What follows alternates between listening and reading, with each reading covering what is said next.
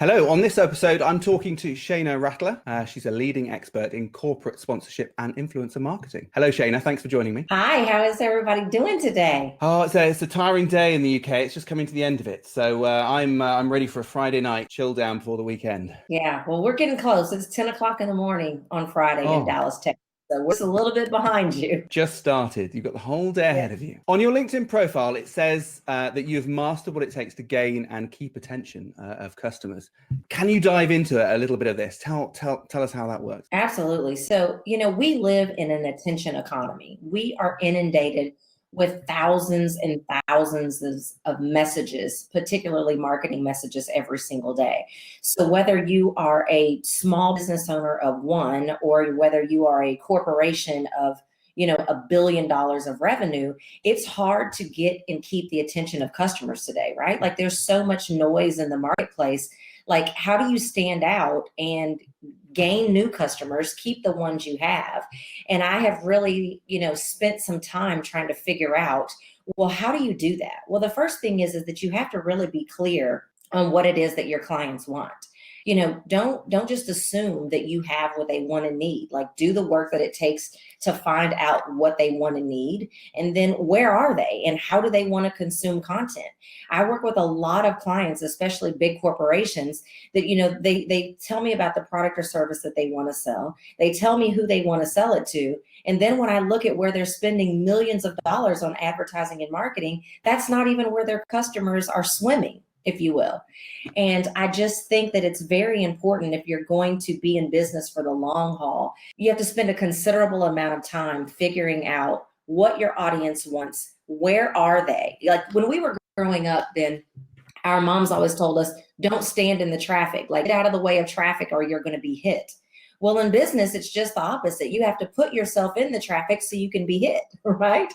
And so, I think that I've done a pretty good job of doing that in my own business and teaching my clients of small and large the exact same thing of how do you break through the noise in the marketplace? It's interesting you say that. A lot of people I speak to, they just want to get new business, but they don't think about how to get new business. They're screaming and shouting into the void. They're not finding the customers and putting themselves in front of them, really. And it's amazing that they'll go to any lengths to do anything else apart from find out who their customers are and go and meet them where they are. It's amazing. Is there a particular approach that works quite well in terms of doing that? Well, I will also say, to your point, that even if they are doing it, they're not spending enough time doing it.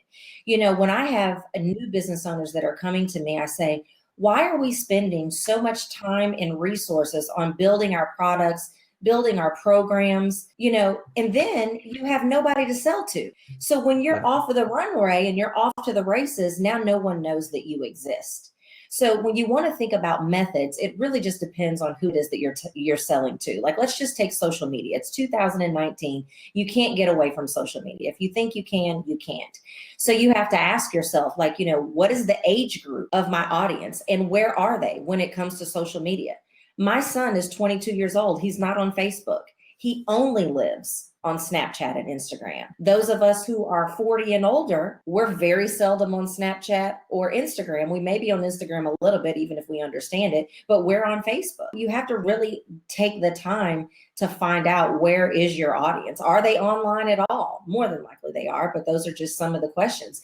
And so when it comes to methods, there's not a cookie cutter answer because it's different for every single demographic. Yeah, that's true. Sometimes, Shayna, I wish I could be off social media. It's sometimes a bit too hectic. You want to cut yourself out. But you're absolutely right. I think you've got to really isolate what your audience are into, particularly on social media, and make sure you're in the right place, talking the right language, because it's so often you see people not only shouting into the void, but they're shouting about things that appeal to them, not what appeals to their audience. Right. And the marketing medium that you choose doesn't even make sense for your product or service. Like when I am scrolling through, Facebook, there's just certain things that I'm not even wanting to see or wanting to look for. Yeah. So, if you put toilet paper in front of me when I'm on Facebook, I'm probably not even going to pay attention to it. If it's an ad, I'm going to scroll past it. If you're doing a video talking about it, I'm probably not going to stop, because that's not what I spend my time on Facebook for. So, I think oftentimes in business, we're shoulded on, like, you should do this, you should do that. Well, you have to ask yourself, is that should does it even make sense for my business or my product or service? Because it may not. Just before we go on, I think it's always interesting for people to really understand a little bit of background to business owners, because often people will see people doing well and they'll assume that's something magic. That's something that they've done, which happens overnight. Do you mind just sharing a little bit of your background and just how you got to where you are?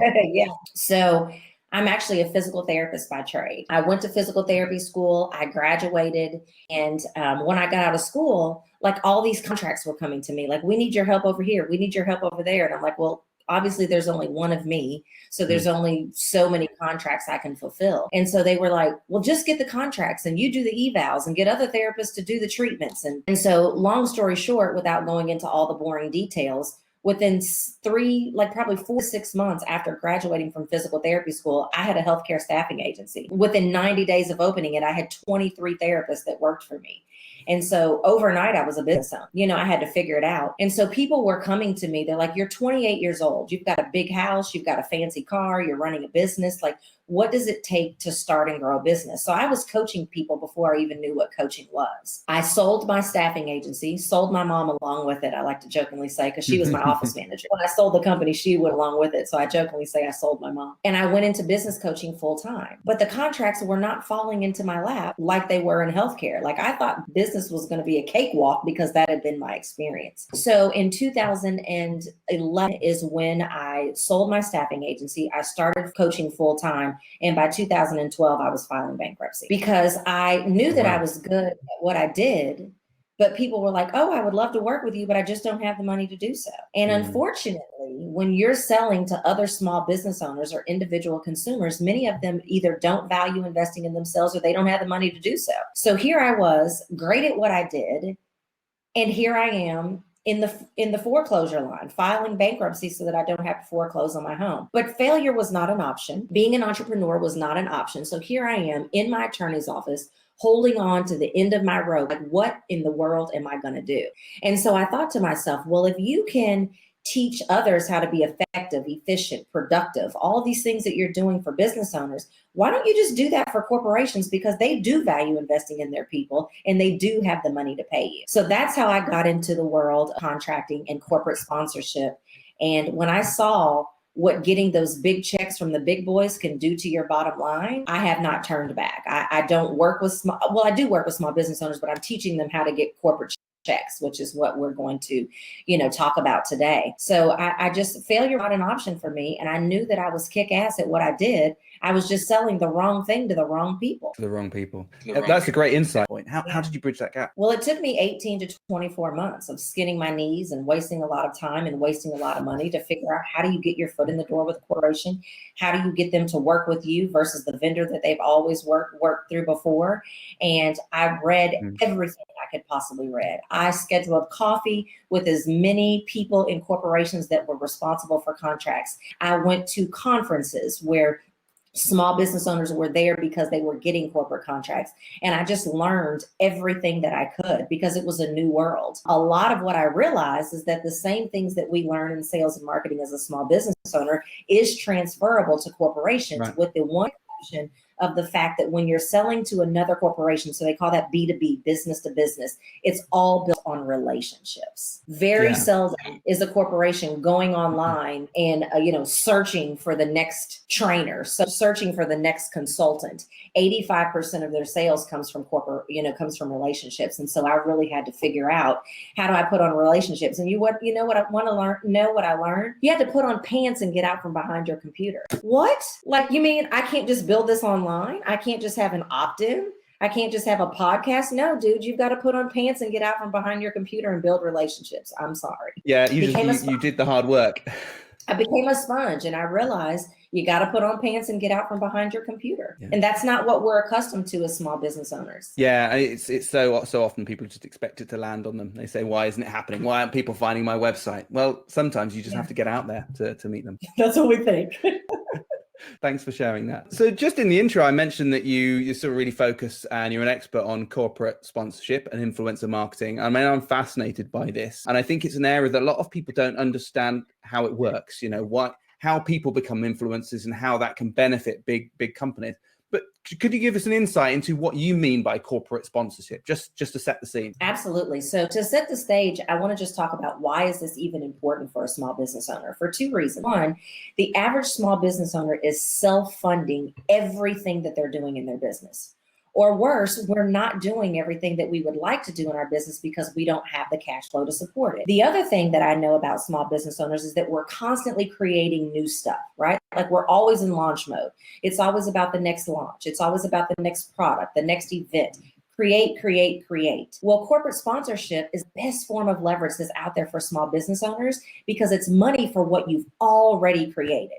So now, not only can you get a larger check than what you're probably getting from your clients that you have now, but you're getting paid for what it is that you're already doing in your business. So now you can actually leverage your efforts and get off this perpetual launch wheel. So let's talk about what is a corporate sponsor. So basically, we talked about we are in an attention economy. So even if you are Apple, I think everybody across the world knows who Apple is. They're still struggling to get the attention of potential consumers. So Apple sells what? They sell electronics. Let's just pick computers, right? And small business owners have to have computers to run their business. So Ben, if your audience is small business owners, Apple is going to go, well, instead of me spending millions of dollars on commercials and nobody's going to watch my commercial unless it's the Super Bowl, like, why don't I just partner with Ben? Like, why don't I just, what are all the different things that Ben is doing for his audience? And I'm totally going to make this up. But let's just say Ben has a podcast, Ben has a mastermind, and Ben has a Facebook group. So if Ben can say, look, Apple, here's the 3 ways that I'm in front of small business owners all year long. If I give you access and visibility to these small business owners and you're providing valuable content in all of these different things that I'm doing, I already have the attention of my audience. They're already taking action with me. So if I give you access and exposure to my audience, guess what they're going to do? They're probably going to take action with you, which means buy your computers. That's all influencer marketing and corporate sponsorship is. If you have an audience and your audience is paying attention to you and they're taking action with you, a corporation will partner with you. Even if you've only been in business 6 months, if you can show that they're engaging with you, they'll cut you a check. Now, obviously, there's more layers to that, but on the surface, that's all a corporate sponsorship is. That's all influencer marketing is giving them access and visibility to your audience so that they can then become their consumer as well. And that's an interesting way of looking at it. Something I wouldn't have thought of, actually. You think of an influencer as someone who's on Instagram, who's going shopping. They've got a haul, they come back and they do little videos of what they've got. And you think that is an influencer. It's someone who's doing it from their bedroom, let's say.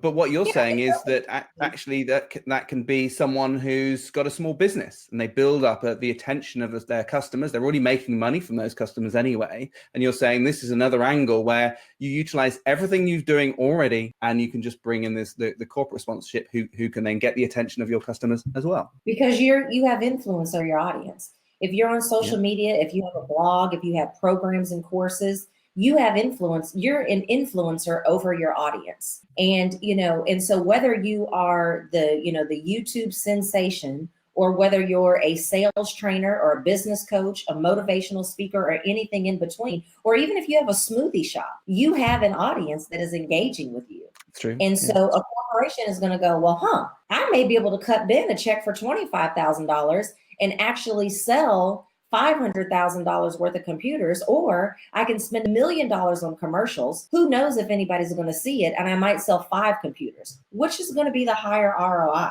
And they're paying attention to that because they recognize that their traditional advertising and marketing is not working. So it's time for us to step up and recognize that these dollars are for us. These dollars are dollars that we can get in 2019 because, again, it's for what you've already created. You haven't heard anything in my story that you now have to go out and create. It's for what you're already doing in your business. So many people probably saw the title of this podcast and said, you know what, I've always wondered, or I've always wanted them. So I'm going to go hear what this little country girl has to say, but it's probably going to be a 2025 strategy. No, this could be a 2019 strategy if you're willing to break the cycle and do something different. Yeah, it's certainly a very interesting idea. Could you give us an idea about what corporations are looking for? Because I understand the concept, but surely there are specific metrics, numbers, and language that they're looking for that's going to help you get closer to them. Right. So the very first thing that you have to get started is a clear, defined target market. And here's why. So, well, one, if you think that your products and services are for anyone and anyone or everyone, like you're shooting yourself in the foot in business anyway. So I'll take my sponsorship hat off and put my marketing hat on and say, stop doing that, right? Because now your messaging is so vanilla that nobody knows that you're for them. Yeah. So now sponsorship hat back on, because I don't want to get on my soapbox. So if I am a corporation, I know what target market I'm looking to serve for this particular product or service or this particular launch. So if your target market is millennials and this corporation is looking to target senior citizens, that's not going to be in good alignment. And so it's not going to matter what you say. So the very first thing is that you have to demonstrate to them that the target market that you serve is the target market that they're looking to get in front of. When it comes to the actual metrics, there's not any certain percentage that they're looking for, but you do want to be able to demonstrate that your audience has taken action with you. So let me just use a couple of examples. If you have a Facebook ad, how many people are opening it and then subscribing to the webinar? If you have a webinar, how many people are actually showing up? If you have a newsletter, how many people actually open it and click on the links? Know your general percentages. If you're on social media, how many people are commenting, sharing, participating in your contest? And what they're going to be looking for is your audience engaging with them? Because remember, your engagement is always going to be much greater than your reach. So, people always like, how many followers do I have to have? How many people do I have on my list? They're more concerned with, are they engaging with you, because they want a return on investment. So there is no like line in the sand of you have to have a 45% conversion. It just really depends on your business, but you just want to be able to show, I have people, you're going to hear me say it over and over again, that are taking action with me. That means they're probably going to take action with you. So that's the first thing that you have to have. You have to show that you have a clear, defined target market, and you need to be able to show that they're taking action with you. It's really simple. And is there a good way to get in front of these people? It's something we mentioned, or you certainly brought up at the beginning of this interview, about getting in front of the right people. What are there some good tactics in terms of doing that? You've got your good numbers together. You've actually marketing to these corporations. Yeah. Where do you go from there? The first thing that I say is what companies are within 2 hours of where you live? And then where do you find people inside of a corporation before, during, and after work? Well, when it comes to work things, if you have chambers of commerce, if you have business journals, if you have any business networking organization, they're at those. They're at industry and association conferences. They're at fundraisers for nonprofits. They're at openings for museums. Where do decision makers, and we're not talking about the front desk clerk, we're talking about middle management and up. They have to have buying authority. Where are you going to find those people before, during, and after work? Most times, so there's two reasons why a corporation would sponsor you. Either it's a cause that they care about, and that means that's going to come out of their giving budget, or it's an advertising and marketing expense. And if you're a small business owner, probably 85% plus time, it's going to be an advertising and marketing thing. They want your customer to become their customer. So, are there advertising and marketing associations in your backyard? Can you go to LinkedIn and say, this company is located in my backyard, and my backyard is within 2 hours because you can easily drive there. Can I go to LinkedIn and put in ABC Corporation advertising, ABC Corporation marketing? So where can you find those people? Those are just a few of the examples of different, so go to your calendar and figure out where can you go in the next 30 days where you can start to have conversations and say, hey, this is the target market that I serve. And if you're looking to serve that target market, we may need to talk about how we can help one another. You notice I didn't say sponsor my stuff. I didn't say let me post for you, because nobody wants to be sold to. And you don't want to look like the little old small business owner who just needs to come to the big corporation and get a check. You want to be viewed as their peer and say, look, I have impact and influence in my arena, as do you. Let's talk about how we can help one another. That's how you get your foot in the door. That's great, actually. And interesting, just at the end there, you touched on a point which I've seen many YouTubers perhaps face when they've, your typical influencer perhaps, where they've moved into getting corporate sponsorship. And it's had an adverse effect on their, and I'll put it in quotes, customers, because they may just be viewers. They're not necessarily buying anything. They're just providing ad revenue for them. Do you think that this process could have an adverse effect on customers? And is there a way of managing that process? Well, the thing about it is that these corporations have been in the game a long time. So they recognize yucky advertising and marketing versus non-yucky advertising and marketing. So they're not going to turn your blog or your social media into a NASCAR, right? Like there's not going to just be advertisement. You know, they go to your website now and there's nothing but advertisements. That's not what that is. But let's just say, for example, you're on Facebook. You have a Facebook page, maybe you have a Facebook group. And let's just say that you are a sales coach, right? And there is a corporation out there that has a product or service that would be valuable to your audience. So could you not come on in your Facebook page or in your Facebook group and interview them, and they provide valuable content just like you and I are?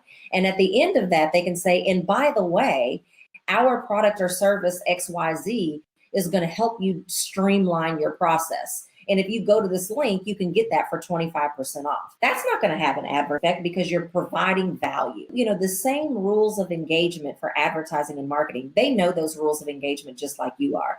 If you're advertising and every time you turn around, every 5 seconds, there's now a commercial that's popping up, that's not sponsorship and that's not proper influencing marketing. So I don't even teach that yucky stuff. I teach how can you give them visibility and exposure to what you're already doing in a valuable way? And then and only then do they make an offer. Then and only then are you going to have even know what it is that they're selling. It's not going to be just yuck, yuck, yuck, yuck, yuck. That's just going to ruin your reputation, which who wants to do that? When you think about the time that it takes to build the trust of your audience and get them to buy from you, the last thing you want to do is shoot yourself in the foot by just boom, boom, boom. Yeah, so we're not going to do that. Yeah, and I think if done right, it adds value to what you're doing as well. You know, the products and services coming from the companies should add on and be something that's particularly useful for your audience anyway. I see it a lot in podcasts. The best adverts on podcasts are something that feel like it's a recommendation from them as a friend anyway, and they're genuinely recommending it even though they are being paid for it as well. Is that even though we're calling this something that may be new terminology to you, it's things that people are already doing and have been doing for years. We as small business owners just have not been taking advantage of it. In the United States, corporations spend $23 billion a year. And most of that is left on the table because we're not showing up and asking. Yeah, I'll be interested to find out that stat, actually. I might look into it. I mean, effectively, as you're saying, you're taking an existing idea and really showing small businesses how they can benefit from that. I mean, it's great. Can you give me some examples of challenges along the way in terms of you moving to that perspective? The biggest challenge is usually fear, because we assume that this person has a position at a big company, that there's like some corporate lingo, that there's the right thing to say and the wrong thing to say. Like, these are people. Like, one of the things that I can tell you is that when you start going to these corporate conferences, these people are a lot of fun. They drink, they have a good time. They do the same things in their lives that you and I do. They just have a different title behind their name than what you and I have. And so the biggest thing is fear, is that people are scared to get out and do something like this because of the size of the organization and the intimidation factor that might come along with that.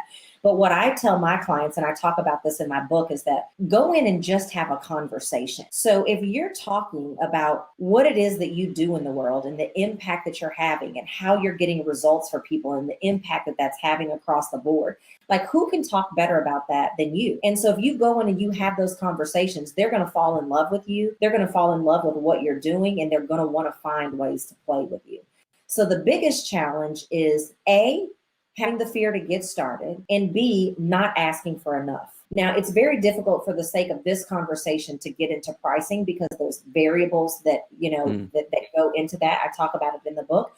But if you're asking a corporation for less than $5,000 to $10,000, they're going to assume that you don't know what you're doing. It's like if I told you, hey, you can work with me one-on-one for a year. You're going to have unlimited access to me. I'm going to talk to you for an hour every single day. I'm going to spend every single weekend with you. You're going to come to my house in the summer and it's $997. You're like, that girl does not know what she's doing. So those are the biggest challenges. Outside of that, everything is figure outable.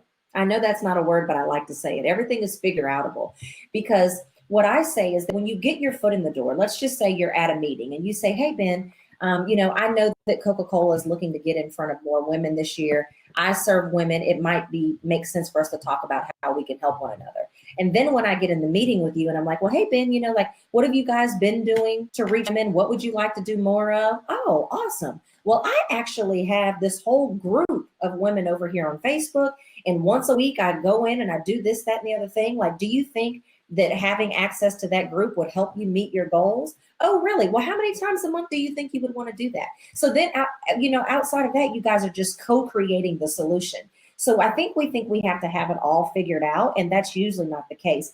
I find that in business, whether I'm working with a corporation or I'm working with a small business owner, when we co-create what that solution is going to look like, that's when the people get the best results anyway. It's not this off-the-shelf package, right? Yeah, that's good advice. I just think I know a lot of people who like to have all their ducks lined up before they approach these sort of things. But I agree with you. Maybe they should work on that a little bit if that makes them feel more comfortable. At the end of the day, they should just talk to people and find them and talk to them like humans and work something out. Because you're right. You're working with them and helping them as a business as much as they're going to benefit. I do go in with like levels per se, but I present it as a way as this is just a way that it can look. Yeah. Because what happens is that people will send over a proposal. They haven't had the opportunity to find out exactly what their client wants and needs. So the client looks at the proposal. They then determine that it's not what they want and need, and then it's just a no. So I do have some framework in place where it's just like, hey, it could look like this for $10,000, or it could look like this for $20,000, or any variation. So I have in mind, what it could look like, but I really want us to co-create what's going to best work for both of us. So, so if you're that type A person that has to have everything glossy and everything ironed out, I'm not saying that you can't do that if it makes you feel better, but just let that be something that you're saying, I've just created what it could look like, but I really want us to co-create the solution. Because at that point, you really don't even know what their budget is.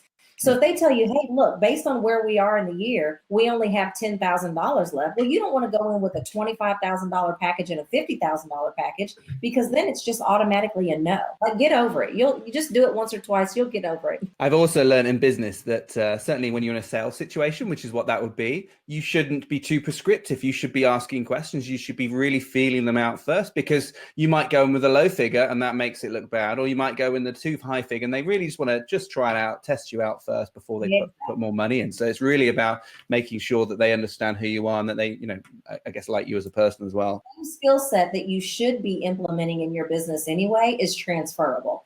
And if as you're listening to this, you realize that there's things that we're talking about that you're doing wrong in your business, then fix it. Fix it first, because I would rather you shoot yourself in the foot for $1,000 program with an individual than a $50,000 sponsorship. So if you're listening, you're like, dang, I've been doing this all wrong in business. Well, then fix that first, but fix it fast, like fail forward fast. You mentioned your book a few times. Just walk us through. Is it something that's going to take people through step by step and really give them a bit of a plan of action in terms of approaching corporates? Absolutely. So I have a 3-part framework that's called position, package, and pitch. And it's going to walk you through step by step from the moment that you decide that you want a sponsor to the time that they leave from whatever that activation was, and everything in between. I don't care if you're motivated. So this book has no fluff in it. I'm going to assume that you came motivated. It's even going to tell you that in the front of the book. It's not a book where you're just going to get the what and the why and none of the how. You can literally take this book and get your first check. And then at the end of it, I have a 60-day quick start checklist. Look like, okay, I'll do everything that you need to do to the letter. Now, here's what I want you to do over the next 60 days. And this is the framework that I have used for people like Steve Harvey. I've used for major corporations. I've used for influencers just like you and I that may only be known in your niche, because you need the right knowledge, you need the right tools, and you need the relationships. And it's completely broken down step by step. That is certainly my kind of book that gets straight into the action. I don't know if it's backwards or not, but here's what it looks like. Nope. It's Secrets to Only Corporate Sponsorship. You can read it in a day. Oh, it's look not at that. Didn't fill it with a bunch of crap. Makes me very happy that it's that thin, because I want a book that's going to give me the information. It's not, get into it straight away. That's great. Do you have it as an audio version as well? It's not a bunch of crap. I didn't fill it. I mean, could I have made it 150 pages? Yes, but I chose to make it, how many pages is it? 80? You know what I mean? For that very reason, because you don't need all that extra. And that's my personality too. Like, I'm the person that when you call me, I don't need all of the back stuff. I don't need you to build me up. I just need you to tell me what I'm getting, what it's going to do for me, and how much it's going to cost me. So I communicate with others in the way that I want people to communicate with me. So I'm like, look, in 60 pages, I can tell somebody how to go get a check. Like, it don't take all that. Now, if I'm particularly lazy, I drive a lot, so audiobooks are really good. Is it available in audio at the moment? Yes, it is. Excellent. Is this available on your website or through Amazon? Where can we get that sort of stuff? If they go to corporatesponsorsecrets.com, it'll take you straight to the link where you can get it. It's less than $10 to cover this. Great. What a great Christmas present for clients that'll be. To round off, can you give me 2 pieces of advice that people, after they've listened to this, they're enthused, they think, yes, I can do this. There's something really good here. Apart from buying your book, let's consider that done. That people go and get your book. What are the next 2 steps that you think that they need to do before they engage in this? Create your target list. So, let me say this: corporation does not have to be Coca-Cola. Corporation can be that mid-sized company that you're driving past every single day that has 500 employees, because they have products and services that they want to sell as well. It can be your bank that you've been putting your money into for years. It can be your State Farm or whatever your local insurance agent is that you've given money to for years. So recognize that corporation does not just have to be the big Fortune 500, Dell, McDonald's, Coca-Cola. Create your target list. So what I would do is I would tell you to go to Google. And so here's the 2 things that I want people to do within 48 hours of listening to this podcast. Number 1 is I want you to go to Google and I want you to find out what mid-sized to large companies are within 2 hours of where you live, right? And then of those, do they sell products and services that would be a good fit for your audience? That's going to now become your target list, so that when you get the book, you already know which companies to implement that with. The second thing that I want you to do is I want you to go to Google and I want you to find 3 events that are happening within the next 30 days where you can go out and start to have conversations. And don't worry, I'm going to tell you what to say. I want you to find out, are there chambers of commerce?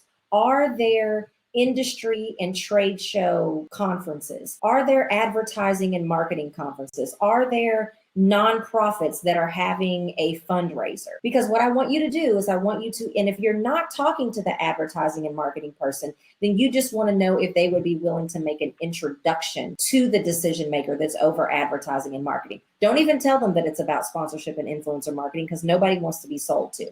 But here's what you say. So let's just assume that you know that this event that you're at, you know that you just met Jane, and Jane is over advertising and marketing. And you've already gone to the website of those companies on your target list because you know that they're looking to get in front of your audience, so that you can say to Jane, hey, Jane, I saw on your website or in a press release or wherever you got the information, because you're now going to find out everything you can about those 10 to 12 companies that are likely on your target list. And you're going to say, hey, Jane, I saw on your website or press release, whatever's relevant, that you guys are looking to get in front of more teenage girls. I happen to have a business where that's who I serve in some pretty unique ways, online and offline. It might make sense for us to talk about how we can help one another. Oh, great. When are you free to do that? Then shut up. Don't say anything else until you get the meeting. And then when you get the book, I'm going to tell you word for word what to say in the meeting. Like when I tell you I didn't leave anything out of this little gem, I didn't leave anything out of this little gem. So that's what you do. You're going to find out what companies are within 2 hours of where you live. Find out which ones sell products and services that would make sense for your audience. That now becomes your target list. And then where can you go in the next 30 days so that you can start to build relationships? Because relationship currency is the most effective form of currency that you will ever have in your business. And then last, get out and do it. Don't let this be a 2025 strategy. Let this be a 2019 strategy. Even if you're just starting with your bank, even if you're just starting with your insurance company, let this be something that you snap into what you're already doing now, because that's what the check is for what you've already created. There isn't any other money out there for what you've already created. So that in and of itself should give you goosebumps. I'm really excited now. I've